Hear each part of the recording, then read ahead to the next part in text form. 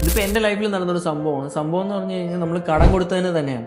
നമ്മളൊരു ഫ്രണ്ടിനോ അല്ലെങ്കിൽ കൊളീഗിനോ കടം കൊടുക്കുമ്പോഴത്തേക്കെന്ന് പറഞ്ഞു കഴിഞ്ഞാൽ അവർക്ക് അത്രത്തോളം ആവശ്യമുള്ളപ്പോഴാണ് നമ്മൾ കടം കൊടുക്കുന്നത്. ഈ കടം കൊടുക്കുമ്പോൾ എൻ്റെ മനസ്സിൽ എന്താണെന്ന് പറഞ്ഞു കഴിഞ്ഞാൽ ഞാൻ അതുപോലെ നാളെ ഒരു ആ സിറ്റുവേഷനിൽ വരുമ്പോഴത്തേക്ക് എനിക്കും തിരിച്ച് ഇതുപോലെ ആരെന്തെങ്കിലും കിട്ടുമല്ലോ എന്ന് വിചാരിച്ചിട്ടാണ് നമ്മൾ എന്ത് ചെയ്യുന്നത്, അതുപോലെ കടം കൊടുക്കുന്നത്.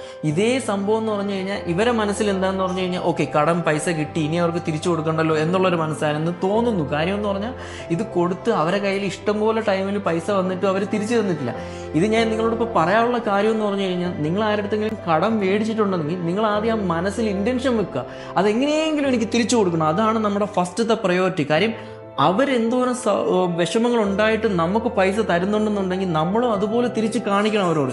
അവർക്ക് എന്തെങ്കിലും ഒരു ബുദ്ധിമുട്ടുണ്ടാവുകയോ അല്ലെങ്കിൽ അവർ തിരിച്ച് ചോദിക്കാൻ വേണ്ടി കാത്തു നിൽക്കാതെ നമ്മളെ മനസ്സിൽ ഇൻറ്റൻഷൻ ഉണ്ടാവണം, ഈ പൈസ നമ്മൾ തിരിച്ചു കൊടുത്തിട്ട് വേണം അടുത്ത എന്ത് ജോലിയും ചെയ്യാനുള്ളതെന്നുള്ളത്.